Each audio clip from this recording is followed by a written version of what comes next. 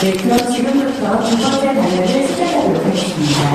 테스트에서는 비형적 올바른 이해와 관리, 호흡기 면역력 체계의 항명성 질환의 예방이라는 주제로 김재석 숨기를 열다 원장님께서 강의해주시겠습니다. 모두 큰 박수로 맞아주시기 바랍니다.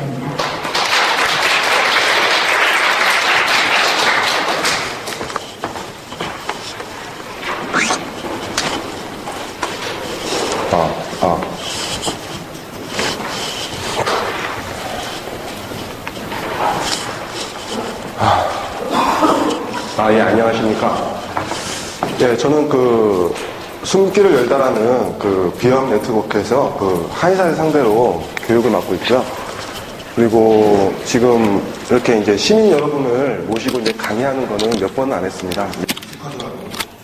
재밌게 봐주시기 바라고요. 강의하겠습니다.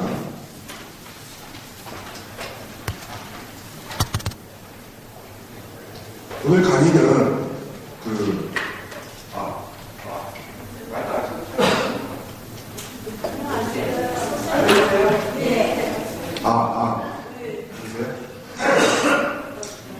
오늘 강의에서는 비염이란 질환이 과연 왜 발생하고, 그리고 이 질환을 어떻게 방어해야 되며, 어떻게 예방하고 치료를 해야 될까, 그리고 지금 오늘 오신 분들 보니까 아이들한테 연세가 있으신 분들 많은데, 혹시 아까 잘 안 들리신다는 분 뒤에 검은 옷 입으신 왠지 아까 여기에 이렇게 강의 들어오시면서 어떤 목적을 가지고 강의 들어오셨습니까? 예를 들어서 이제 본인이 건강해지고 싶다, 아니면 가족, 손주 애들, 그런 쪽에 하는 게 많죠. 그래서 강의 준비가 또 괜찮게 될 거라 생각이 드는 게, 이제 아이에 대한 어떻게 아이를 키워야 건강할 수 있게 키울 수 있고, 또 비염을 예방할 수가 있는지, 이제 그런 얘기도 많이 할 겁니다. 진행하도록 하겠습니다.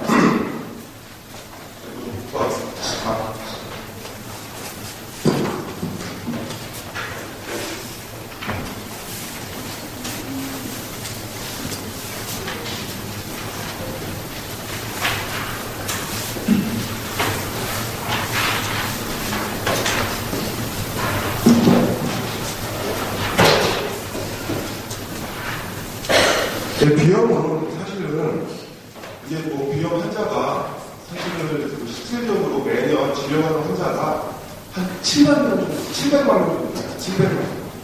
엄청 많죠. 사실은 진료를 받지 않는 비염 환자를 생각하면 우리나라 인구 한 5천만 정도 된다고 했을 때 실제 비염이 한 1,000만 정도 추정이 됩니다. 5명 중에 1명이 비염이라는 거예요. 이 부분 생각했을 때 현대병이다, 국민병이다, 이렇게 말씀하시라는 생각이 들고요. 특히 이제 공해다, 뭐다 해가지고 환경이 안 좋아지면서 사실 환경질환이라고 하는 비염에 대한 관심이 많아지고 있거든요. 보시겠습니다. 비염을 보시면 이게 매년 이렇게 증가하는 추세인데요. 2002년에 보면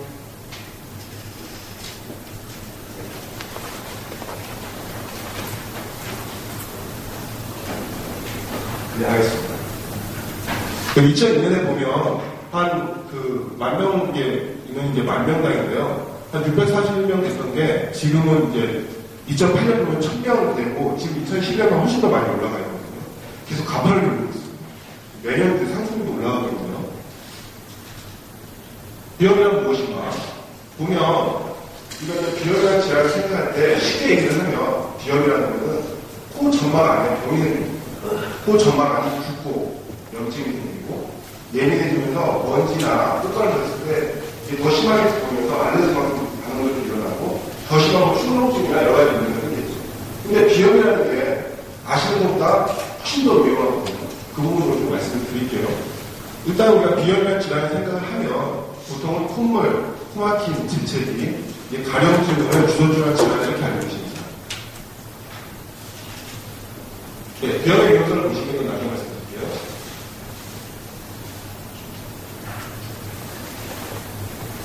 보면 이게 이제 비염의 질환이 아까 말씀드렸듯이 점막이 이게 문제가 됐다고 말씀드렸는데, 보면 점막이라는 부분은 코 안에 점막이 이렇게 생겼는데요.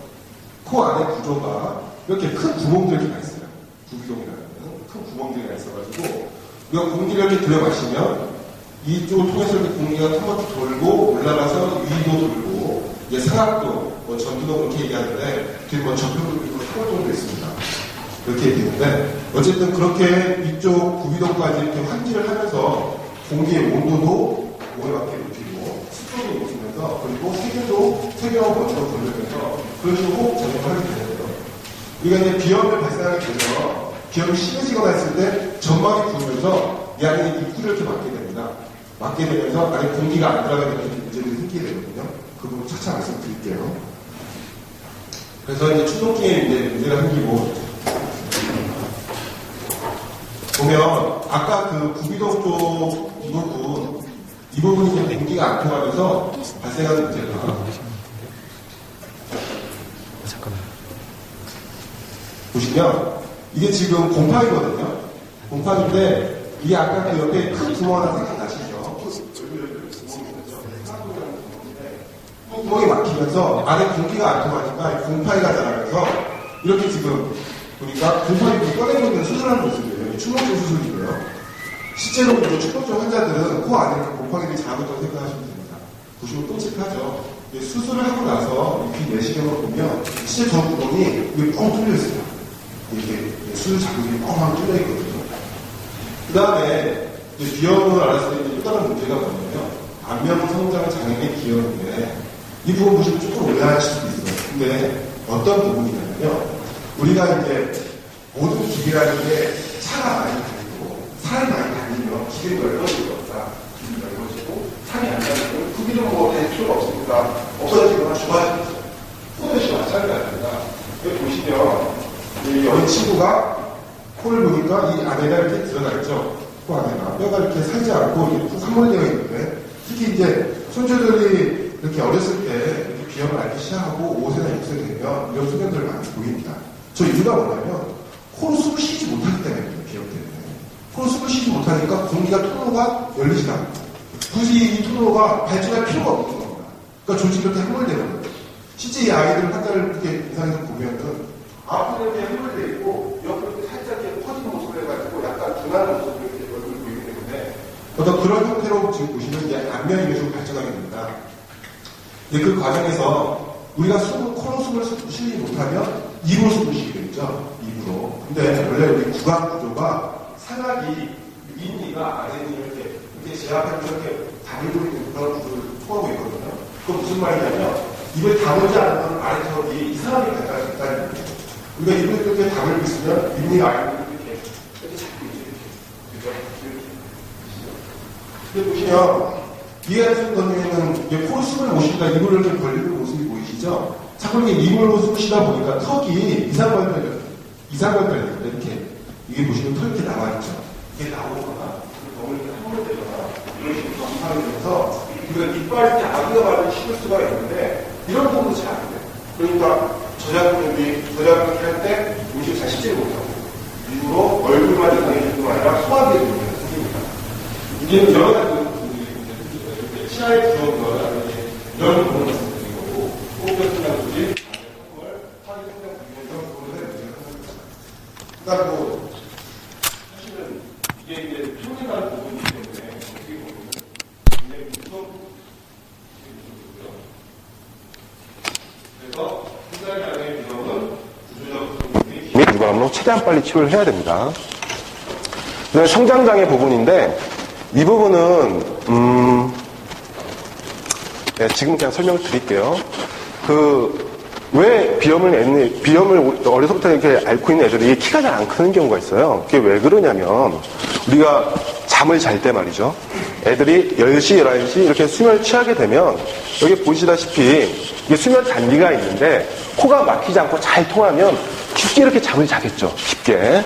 이게 논 렌수면 렌수 이렇게 얘기하는데 그냥 그런 얘기 하지 말고 이게 깊은 수면을 생각하시면 됩니다. 사람이 이렇게 깊은 수면에 들어갔다가 약간 올라와서 꿈도 꾸고 또 깊게 수면에 들어갔다가 올라갔다 이렇게 이제 리듬이 반복이 되면서 정신적이고 육체적인 피로를 풀게 되는 그런 메커니즘을 가지고 있는데 보시면 아주 재밌게도 이 성장 호르몬은 수면 단계가 아주 깊게 아주 깊은 수면에 들어갈 때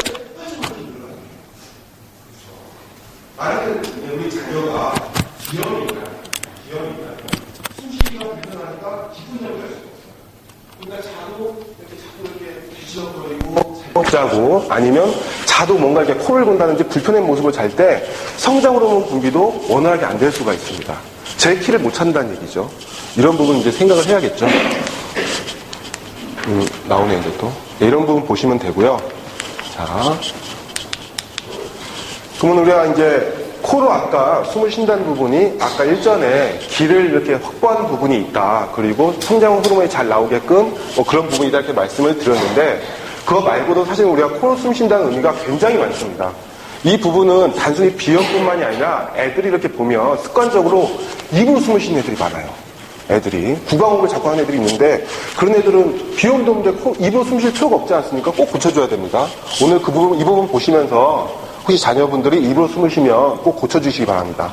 자, 우리가 코로 숨을 쉰다는 것은 사실은 어떤 의미가 있냐면 이 코로 숨을 쉬었을 때 우리가 이 안에 있는 구조가 아까 부비동 구조 말씀드렸죠. 이렇게 구멍도 있고 안에는 이렇게 커튼처럼 굉장히 복잡한 구조를 띠고 있어요. 이 말은 뭐냐면 코로 숨을 쉬면 안에 있는 조직을 여러 번 이렇게 거치면서 습도와 온도를 적당히 맞출 수 있다는 걸 의미합니다. 근데 바로 입을 쓰시면 어떻겠습니까? 이게 복잡한 구조가 아니라 바로 호흡기로 차갑고 습도도 조절되지 않은 공기가 들어가면서 면역적인 문제가 생기고 쉽게 감기를 안다든지 편도가 붓는다든지 여러 가지 문제가 생기게 됩니다. 그 부분 보시면 되고요. 그 다음에 우리가 이렇게 비염이 있는 애들 보면 집중력이 굉장히 떨어지는 경우가 많거든요. 흔히 우리가 이제 관심 많으신데 ADHD라고 해가지고 집중력 장애가 있는 굉장히 산만한 애들. 그런 애들이 비염이 있으면 더 심해집니다. 그게 왜 그러냐면요. 물론 이제 답답해서 그런 부분도 있는데 우리가 이 뇌라는 이 조직은 사실은 몸에 있는 무게의 2%밖에 해당이 안 되지만요. 몸에 있는 무게의 2%밖에 안 됩니다. 그런데 에너지를 20%를 써요. 2%밖에 안 되는 조직에서 20%의 어떤 에너지를 소모하니까 어마어마한 열이 여기서 발생이 되는 겁니다. 열이. 이 많은 열이 어디서 식혀지냐면 코로 숨을 쉴 때, 이 숨을 쉴 때 들어오는 숨은 따뜻해지지만 머리는 열은 식히게 됩니다. 이해되시죠? 이해되십니까? 제 말 지금? 아니, 이해되세요? 무슨 말씀인지?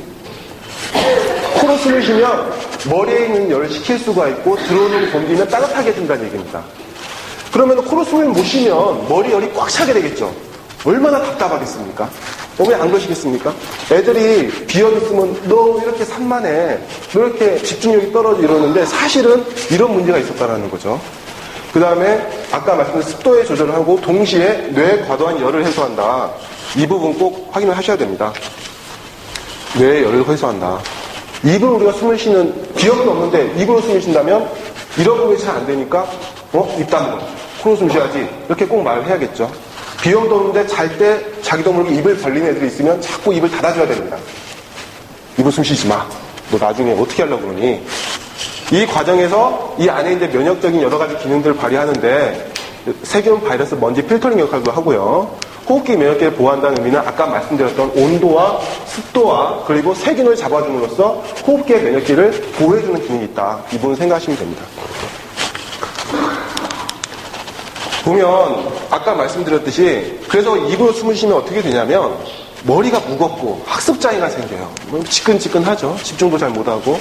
코로나 이거는 이제 구강호흡의 문제는 아닌데 우리가 이제 비염을 해서 이제 코골이가 생겼을 때 이제 구강호흡을 하게 되니까 그런 부분이 있고 입을 계속 벌리고 있기 때문에 안에 세균 번식이 굉장히 많아집니다. 치아 건강에도 문제가 생겨요.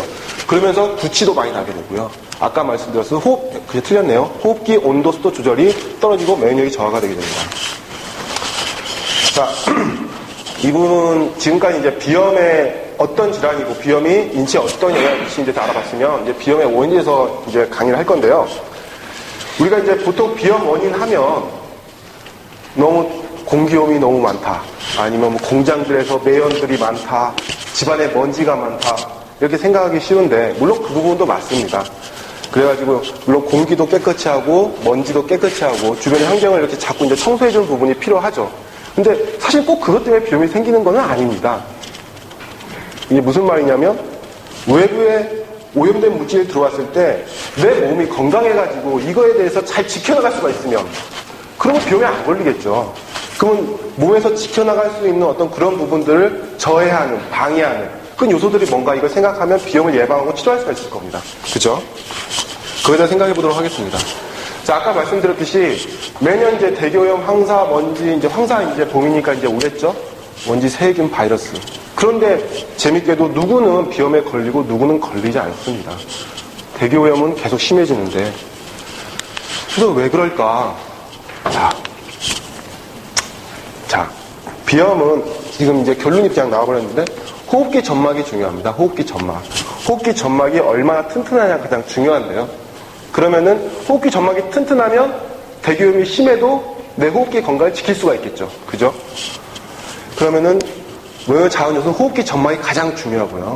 이제 그 다음에는 독소증과 인체 순환저하, 이제 체온 불균형 이런 부분이 있는데 오늘 시간 관계상 호흡기 점막을 위주로 말씀을 드리겠습니다. 여기 보시면 그림이 재밌죠. 외부에 이제 공기에 있는 세균들, 바이러스들, 어떤 뭐 황사, 먼지, 어떤 그런 거라 생각하시면 되고 여기 있는 이제 병사들은 몸에 있는 면역기들, 면역력을 도와주는 그런 애들이라고 생각하시면 됩니다.